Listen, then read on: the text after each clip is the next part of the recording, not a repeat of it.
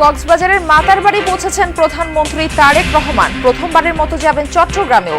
দুই জেলায় নানা কর্মসূচির পর করবেন সাংগঠনিক সভা। এটা একটু স্লো করে দাও। জি, ইন্টারনেট একটু নেত্রীর পারমিশনটা নিয়ে নাও।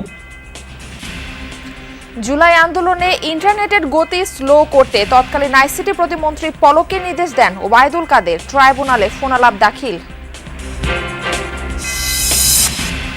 সরকারি হাসপাতালে দুপুরের পর চিকিৎসকের দেখা মেলা ভার। রাজধানীর বাইরে থেকে আসা রোগীরা পড়েন বিপাকে। ফাঁকা থাকলেও পান না সিট। হলেও প্রাথমিক চিকিৎসা দেন, তারপর অন্য জায়গায় পাঠান। এরপরে ওনারা রুগীকে চায় দেখেন। বাংলাদেশের মায়েরা সন্তানের চিকিৎসা পাঠাতে পারবে। আমার নাতি দিবাচিস ফটোথেরাপি দিতে আমি এখনো বলতে পারিনি। কানাডায় দাবানলে ভয়াবহ আকার ধারণ করায় জরুরি সতর্কতা জারি। সরানো হলো 20,000-এর বেশি মানুষকে। বন্ধ হাইওয়ে।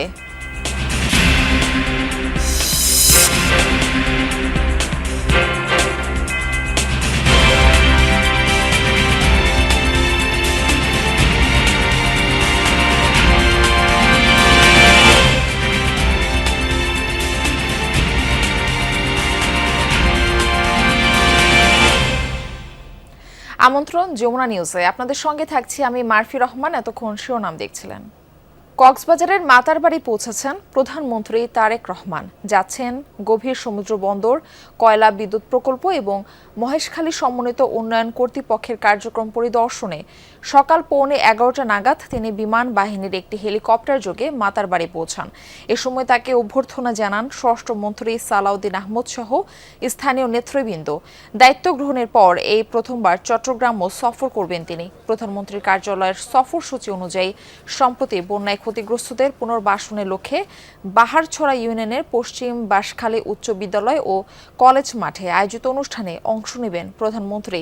দুপুর নাগাদ ফটিকছড়ি উপজেলায় যাবেন তিনি। মরহুম আল্লামা শাহ আহমদ শরীফ কবর জিয়ারত করবেন তারেক রহমান। বিকেলে হাটহাজারী সরকারি কলেজ মাঠে বন্যায় ক্ষতিগ্রস্তদের পুনর্বাসন অনুষ্ঠানে তার যোগ দেওয়ার কথা। সন্ধ্যায় চট্টগ্রামের রেডিসন ব্লু হোটেলের অডিটোরিয়ামে আয়োজিত সাংগঠনিক সভায় অংশ নেবেন প্রধানমন্ত্রী।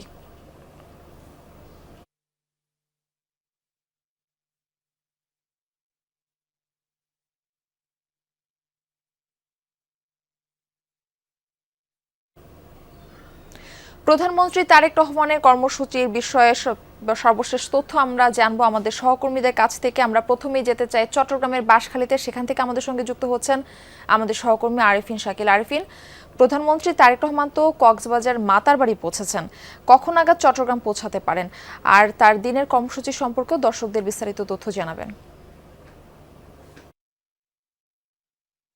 ধন্যবাদ মারফি। এরই মধ্যে তিনি মাতারবাড়ি যে গভীর সমুদ্র বন্দর গ্যাস ফিল্ড সেটি পরিদর্শন করছেন। এরপর তিনি মহেশখালী সমন্বিত উন্নয়ন কর্তৃপক্ষ সেই ক্যাম্পটি তিনি পরিদর্শন করবেন। এরপর মূলত 12:30 নাগাদ তিনি এই বাঁশখালীতে এসে পৌঁছাবেন এবং বাঁশখালীর ছড়া যে এলাকায় গত কয়েক সপ্তাহ, গত 1 মাস আগেই পানির নিচে ছিল, বলা হচ্ছে 12 থেকে 15 ফুট পানির নিচে ছিল, সেই অঞ্চলে আসবেন। এখান থেকে 2 জন শিশু কিন্তু বন্যায় মারা যায়।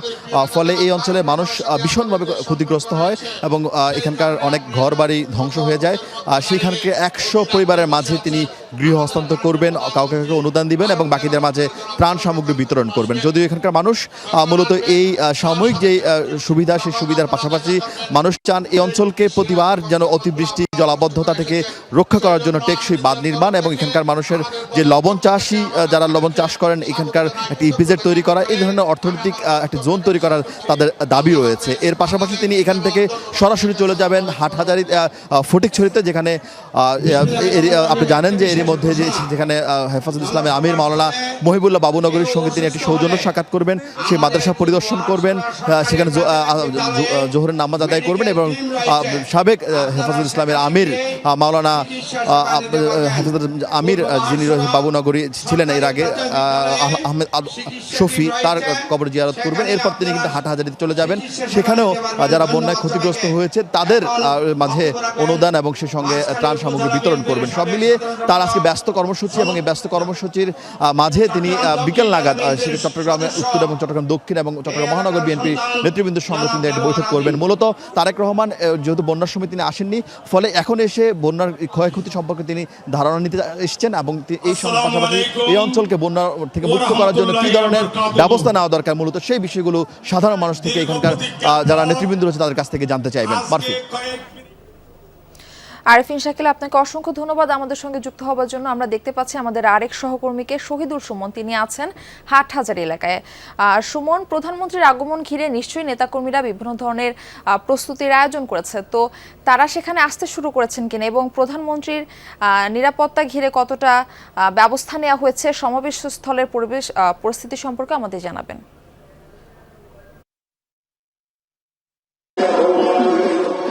মারফি, প্রধানমন্ত্রী তারেক রহমানের বাঁশখালীর যে কর্মসূচি সেটি শেষ করেই তিনি উত্তর চট্টগ্রামের ফটিকছড়িতে আসবেন।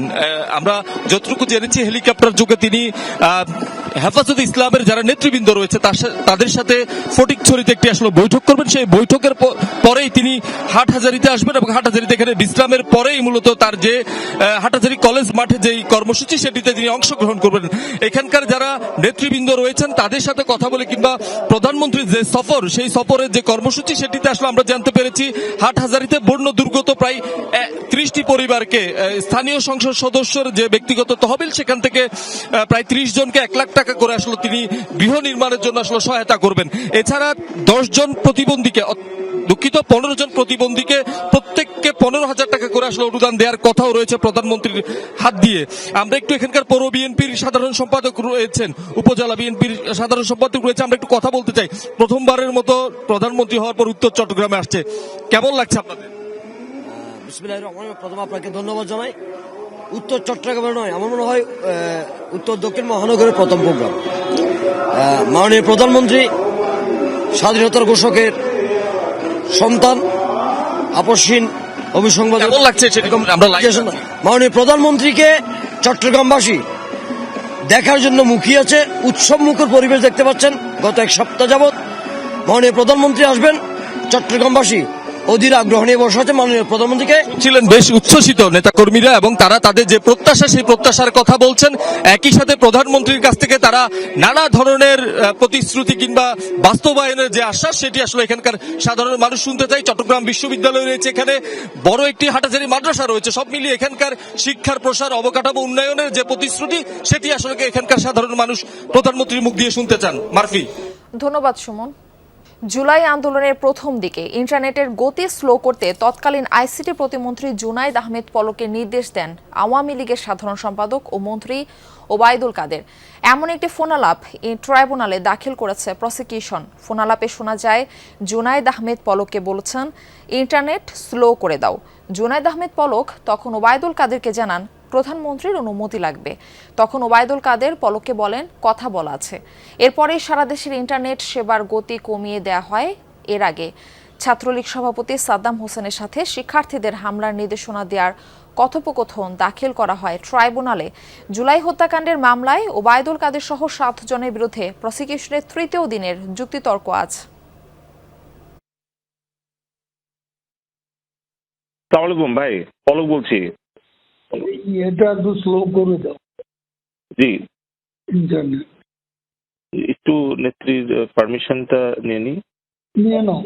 আচ্ছা ঠিক আছে, জি আচ্ছা ঠিক আছে। অনেকে আমাকে বলতেছে তোমার।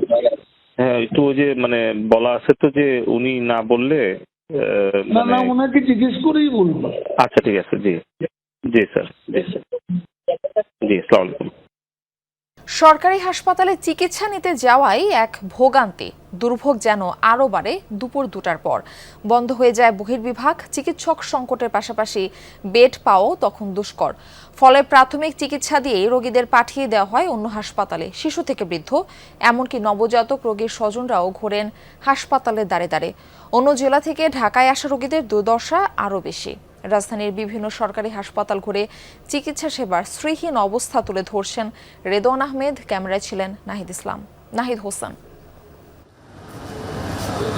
ঘড়ির কাঁটায় তখন সন্ধ্যা 7:30।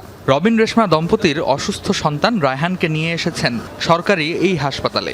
জরুরি বিভাগে প্রাথমিক চিকিৎসা দিয়ে কি বললেন চিকিৎসক? 101 ডিগ্রি জ্বর আছে এবং যে সিরাপটা এনে লেগছে ওইটাও আমার ব্যাগে আছে, আমি খাওয়াইতেছি, তারপরেও কমতেছে না দেখে আমি এই জায়গায় আসছি। দেন আসার পরে আবারও ওইটাই লেগছে। এগুলো যদি না হয় তাহলে শ্যামলীতে যে শিশু হাসপাতাল আছে ওখানে যাইতে বলছে, বা ঢাকা মেডিকেলে নিতে বলছে, যাইতে বলছে। এখানে চিকিৎসা না, এখানে হবে না। উপস্থিত নাই, আমাদের ধারণ ক্ষমতা দূর আছে, আমরা নিয়ে নিচ্ছি। আরো বেশি আছে, ধারণ ক্ষমতার চেয়ে বেশি আছে। অসুস্থ সন্তানকে কোলে নিয়েই এরপর শ্যামলীতে বাংলাদেশ শিশু হাসপাতাল ও ইনস্টিটিউটে ছুটে চলেন তারা। টিকিট কেটে জরুরি বিভাগে পড়লেন ডাক্তারের সাক্ষাৎ পাওয়ার সিরিয়ালে। 1 ঘন্টা 2 ঘন্টা এভাবে কেটে যায় 4 ঘন্টা। অবশেষে জরুরি বিভাগে প্রবেশ করা গেল, কিন্তু সেখান থেকেও দেয়া হয় অন্য হাসপাতালে যাওয়ার পরামর্শ।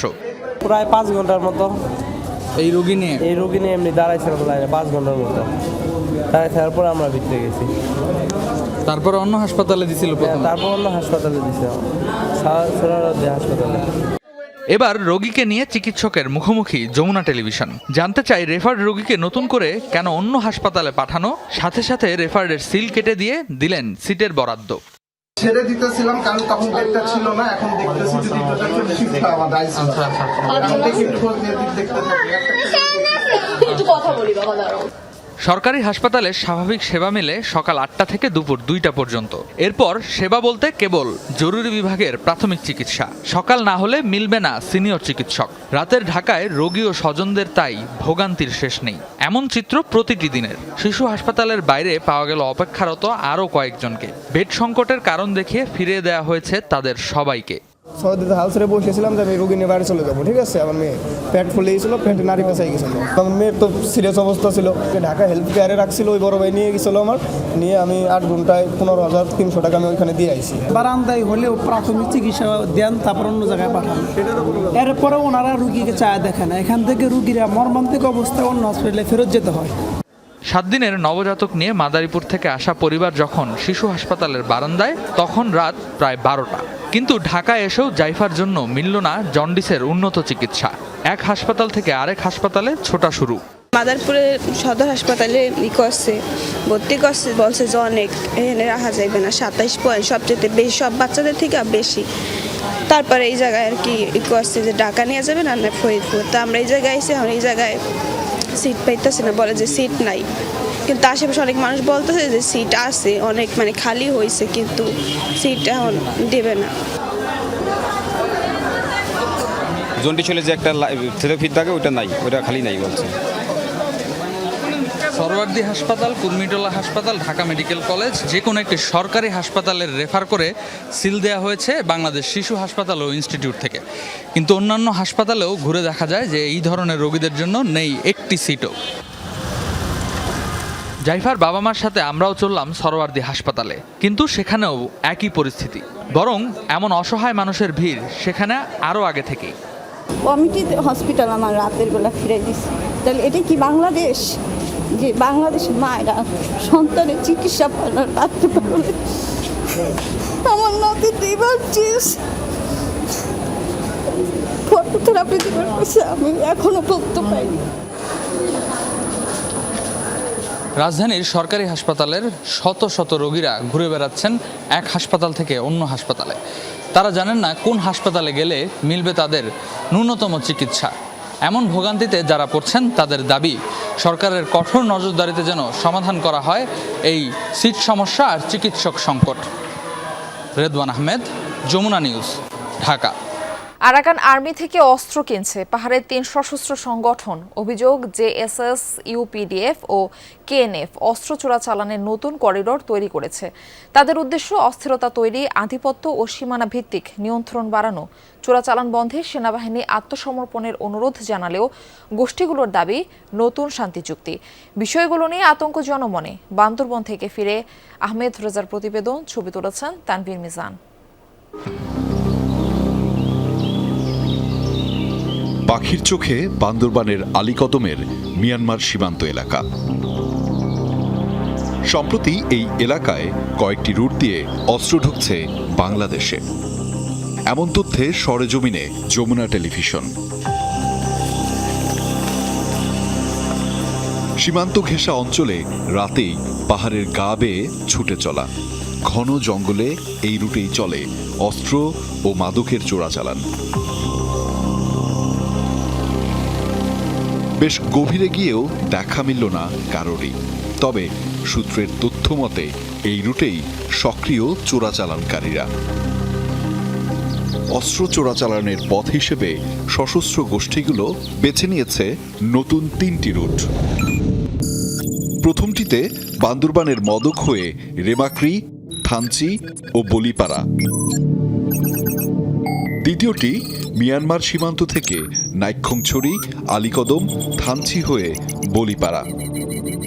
তৃতীয়টি মিজোরামের চংতে, থেগামুগ, সাজেক, বাঘাইছড়ি হয়ে খাগড়াছড়ি। জানা গেছে আরাকান আর্মির কাছ থেকেই অস্ত্র কিনছে জনসংহতি সমিতি, JSS, United people's Democratic front UPDF ও কুকিচিন ন্যাশনাল ফ্রন্ট কেএনএফ। পাহাড়ে নিয়ন্ত্রণ প্রতিষ্ঠায় নতুন সরকারের নিজেদের গুছিয়ে নেয়ার সময়টিকেই টার্গেট করেছে তারা। চোরাচালানের দৃশ্য না পেলেও কেএনএফ থেকে পালিয়ে আসা দুজনের সঙ্গে কথা হয় আমাদের। একজন সস্ত্রীক ছিলেন গোষ্ঠীগুলোর সঙ্গে। মানুষের মারা, তারপরে কিভাবে মানে দূরা কিভাবে লুকায় থাকতে, এরকম অনেক আছে। দুইজনের নাম মনে আছে যারা এখনো আছে ওখানে? বানাল অফ জেমাস। কি চালাইছেন অস্ত্র? শটগান, শুধু শটগান স্যার। এগুলো আসতো কোথা থেকে? এই যে মিজোরাম থেকে। কোথায় থাকবে, কোথায় খাওয়া দাওয়া করবে, এটা তো উপায় নেই। এই জন্য ওখানে আমি থাকছি আর কি। আমি ট্রেনিং করে নেই, তারপরে যে অস্ত্রও ধরে নেই। জানা গেছে সবশেষ 3টি সশস্ত্র গ্রুপেরই অবস্থান ছিল ভারতের মিজোরামে। আলাদাভাবে প্রশিক্ষণ নেয় তারা। 3টি গ্রুপে সদস্য প্রায় 10,000। প্রতি 5 থেকে 6 জনে আছে একটি করে সক্রিয় অস্ত্র, যা কিছুদিন আগে ছিল অর্ধেক। সূত্রের তথ্যে গোষ্ঠীগুলো আরাকান আর্মির কাছ থেকে 25টি মেশিন গান কিনেছে সম্প্রতি। সেনাবাহিনী থেকে আত্মসমর্পণের অনুরোধ জানালেও তারা জুড়ে দিচ্ছে নতুন শর্ত। সরকার যদি উদ্যোগ নেয় চুক্তি বাস্তবায়নের জন্য আমরা অবশ্যই স্বাগত সাধুবাদ জানাবো। আমাদের সর্বাত্মক সহযোগিতা থাকবে। আমাদের বক্তব্য হলো চুক্তির মোতাবেক যথাযথভাবে চুক্তি পূর্ণাঙ্গ বাস্তবায়ন। আন্তরিকভাবে, রাজনৈতিকভাবে যদি এরা সমাধান করতে পারে, সরকারের মাধ্যমে সম্ভব। সরকার সাথে যদি একটি রাজনৈতিক সমাধান হয় এবং পূর্ণ স্বায়ত্ত শাসনের প্রশ্নে সরকার ঐকমত হয় এবং একটা যদি চুক্তিতে উপনীত হয়, তখনই পার্বত্য চট্টগ্রামের একটি সুষ্ঠু সমাধান আসবে বলে আমরা মনে করি। বান্দরবানে রামজুতাং, রেন্তলাং ও থিংদল তেতলাংয়ে বেশ কয়েকটি ঘাঁটি ছিল এসব গোষ্ঠীর। তবে সেনাবাহিনীর অভিযানে সেগুলো থেকে পালিয়ে সীমান্তে আশ্রয় নিয়েছে তারা। এই 3টির বাইরে মারমা ন্যাশনাল পার্টি, এমএনপি ও খুমি পিপলস ফোর্স নামে 2টি সশস্ত্র গোষ্ঠী বাংলাদেশ ভারত ও বাংলাদেশ মিয়ানমার সীমান্তে সক্রিয় হওয়ার চেষ্টা করছে। সবুজের এই বিশালতা দেখে নিশ্চয়ই আপনার মন প্রশান্তিতে ভরে গেছে, কিন্তু কখনো কি প্রশ্ন জেগেছে কেমন আছে আমাদের এই বিশাল পাহাড়গুলো? গত কয়েক মাসে এই পাহাড়ি অঞ্চলে বিভিন্ন স্থান থেকে অস্ত্র ঢুকেছে দেদারসে, যার ফলে সক্রিয় হয়েছে সশস্ত্র সংগঠনগুলো আর অস্থিরতা বেড়েছে পুরো পাহাড়ি এলাকায়। আহমেদ রেজা, যমুনা নিউজ, বান্দরবান। হাম ও উপসর্গে থামছে না মৃত্যু। গত 24 ঘন্টায় উপসর্গ নিয়ে সিলেটে প্রাণ গেছে আরও 3 শিশুর। এই নিয়ে সিলেটে মৃত্যুর সংখ্যা বেড়ে দাঁড়ালো 125 জনে। নতুন করে জেলার বিভিন্ন হাসপাতালে ভর্তি হয়েছেন 91 জন রোগী। মোট চিকিৎসাধীন 271 জন। ছোঁয়াচে রোগটিতে মৃত্যু না থামায় উদ্বেগ বাড়ছে অভিভাবকদের মাঝে। সিলেট ছাড়াও বরিশাল, ময়মনসিংহ ও চট্টগ্রাম বিভাগের বিভিন্ন হাসপাতালে নতুন রোগী ভর্তি হয়েছেন। হাম নিয়ে আতঙ্কিত না হয়ে সঠিক সময়ে চিকিৎসা নেওয়ার আহ্বান চিকিৎসকদের।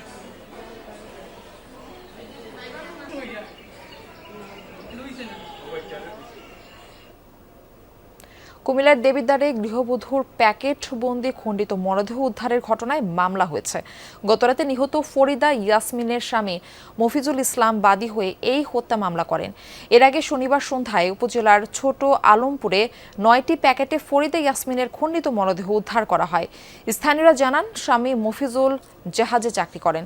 2 মেয়ের বিয়ে হয়ে যাওয়ায় বাড়িতে একাই থাকতেন ফরিদা। সকালে তার ছোট মেয়ে বাড়িতে গিয়ে মাকে দেখতে না পেয়ে খোঁজাখুঁজি শুরু করেন। এক পর্যায়ে ফরিদার বোনের ছেলে মামুন বাড়ির পেছনে পলিথিনে মোড়ানো কয়েকটি প্যাকেট দেখে সন্দেহ হলে পুলিশকে খবর দেয়। এ সময় ভাড়াটিয়া লাইলি আক্তারকে আটক করে স্থানীয়রা। পরে তাকে পুলিশের কাছে সোপর্দ করা হয়। মরদেহের খণ্ডাংশগুলো আজ ময়নাতদন্তের জন্য হাসপাতালে পাঠানো হবে। ধারণা, ফরিদার শরীরে থাকা স্বর্ণালংকারের লোভে তাকে হত্যা করা হয়। রাজধানীর মিন্টো রোডে আসন্ন রাষ্ট্রপতি নির্বাচনে প্রার্থী দেওয়ার বিষয়ে 11 দলীয় ঐক্যের শীর্ষ পর্যায়ের বৈঠক আজ।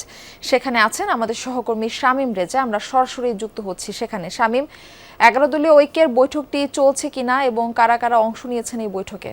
হ্যাঁ, বেলা 11:30টায় বৈঠক শুরু হওয়ার কথা রয়েছে, তবে এখনও আসলে বৈঠক শুরু হয়নি, কারণ 11 দলীয় ঐক্যের যেসব সদস্যরা আছেন তারা এখনও এসে পৌঁছাননি। তবে অধিকাংশ সদস্যরা এসে পৌঁছেছেন এবং সব আগে যিনি এসেছেন বিরোধী দলীয় নেতা জামাত আমির ডাক্তার শফিকুর রহমান, তিনি আগেই এসে পৌঁছেছেন।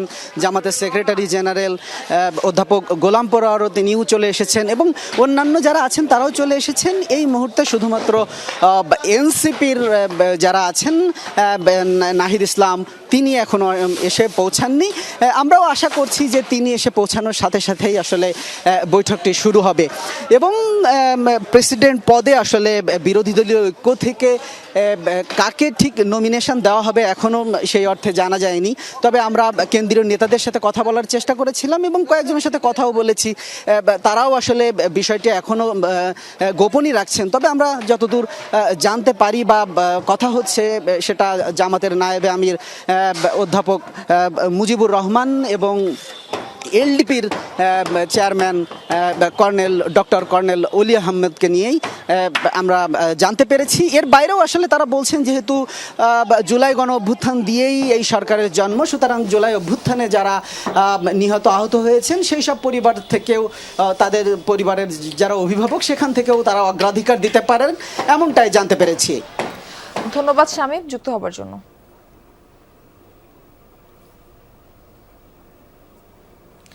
এক রাতে দ্বিগুণ আকার ধারণ করেছে কানাডার দাবানল। নতুন করে জারি করা হয়েছে জরুরি সতর্কতা। শনিবার দাবানল ছড়িয়ে পড়ে দেশটির পশ্চিমাঞ্চলের 9,000 হেক্টরের বেশি এলাকায়, যার কারণে সরিয়ে নেওয়া হয়েছে ব্রিটিশ কলম্বিয়ার 20,000-এর বেশি মানুষকে। বন্ধ করে দেওয়া হয়েছে ওই এলাকার হাইওয়ে। এছাড়াও স্পেনের হুয়েলভা প্রদেশে 4,000 হেক্টর এলাকা পুড়ে গেছে। শত শত মানুষকে সরিয়ে নেওয়া হয়েছে নিরাপদ অঞ্চলে। ইতালির গার্দা হ্রদের কাছে দাবানল ছড়িয়ে পড়ায় এলাকা ছাড়তে বাধ্য হচ্ছে স্থানীয়রা। সার্বিয়ার সংরক্ষিত প্রাকৃতিক অঞ্চল ও বুলগেরিয়াতেও ছড়িয়েছে দাবানল। তীব্র দাবদাহের কারণে ইউরোপে বেরিয়ে চলেছে দাবানলের ভয়াবহতা।